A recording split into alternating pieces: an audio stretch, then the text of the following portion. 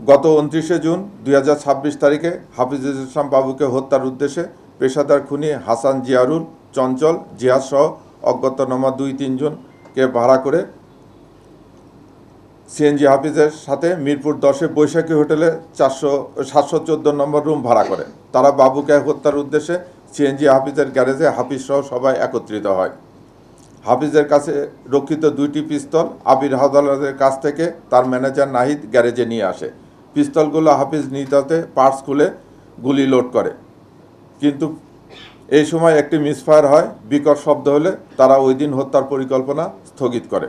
কিন্তু পেশাদার খুনিরা ওই দিন বিশ্বকাপ ফুটবল খেলা দেখার অজুহাতে হাফিজুল ইসলাম বাবুর অফিসের আশেপাশে পৌঁছে বাবুর চেহারা চিহ্নিত করে ও সিএনজি হাফিজের কাছ থেকে 50,000 টাকা অগ্রিম নিয়ে ওই দিন চলে যায়।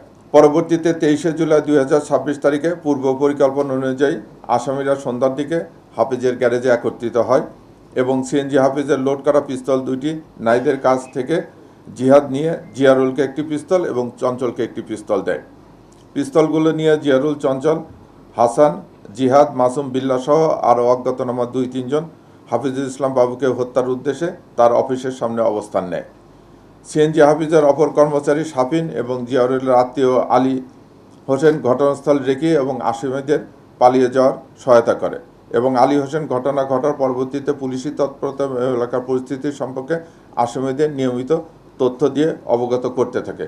ঘটনার দিন রাত অনুমান 11 ঘটিকার সময় হাফিজুল ইসলাম বাবু তার অফিসের সামনে নেতাকর্মীদের নিয়ে আলাপকালে অপরিচিত লোকজনের সন্দেহজনক মনে হলে তাদের পরিচয় জিজ্ঞাসা করলে তারা তাদের বাসা মিরপুর 10 বলে জানায়। এক পর্যায়ে হাফিজুল ইসলাম বাবু তার নেতাকর্মীরা অপরিচিত ব্যক্তিদের দেহ তল্লাশি করতে চাইলে তাদের মধ্যে একজন পিস্তল বাইর করে যুবদল কর্মী ইউসুফের বুকে গুলি করে এবং তাৎক্ষণিকভাবে অস্ত্রধারী সন্ত্রাসীরা এলোপাতাড়ি গুলি ছুড়ে পালিয়ে যাওয়ার চেষ্টা করে। উপস্থিত জনগণ ধাওয়া করে অস্ত্রধারী সন্ত্রাসী চঞ্চলকে অস্ত্রসহ আটক করে এবং কাফরুল থানায় সোপর্দ করে। উক্ত গোলাগুলিতে যুবদল কর্মী ইউসুফ নিহত হয় এবং সহ্য বিক্রেতা নানাল সর্দার ও মনির হোসেন ঢাকা মেডিকেল কলেজ হাসপাতালে আশঙ্কাজনক অবস্থায় চিকিৎসাধীন রয়েছে। এই ঘটনা ঘটার পরে আমি পূর্বে উল্লেখ করেছি ঢাকা মেট্রোপলিটন পুলিশের গোয়েন্দা বিভাগ এবং মিডবি বিভাগ যৌথভাবে কাজ করে 7 জন আসামিকে গ্রেপ্তার করে অস্ত্র উদ্ধার করে এবং ঘটনার মূল পরিকল্পনাকারী চিহ্নিত সহ ঘটনার রহস্য উদ্ঘাটন করে। ধন্যবাদ সবাইকে। উক্ত ঘটনায় ঢাকা মেট্রোপলিটন পুলিশের গোয়েন্দা বিভাগ এবং ঢাকা মেট্রোপলিটন পুলিশের মিরপুর বিভাগ যৌথভাবে তদন্ত শুরু করে। তদন্তের এক পর্যায়ে তারা মামলার মূল ঘটনার রহস্য উদ্ঘাটন করতে সমর্থ হয়। মামলা ঘটনার সাথে জড়িত নাহিদ শাওন এবং শাফিন আহমদ দয়কে গ্রেপ্তার করে। আটককৃত চঞ্চল ও নাহিদের দেওয়া তথ্য মতে ঘটনার সহিত জড়িত জিয়ারুলকে মাগুরা জেলার শালিকা থানাধীন অটোপাড়া মিরপুর হতে এবং আলী হোসেনকে ডিবি পুলিশ গ্রেপ্তার করে।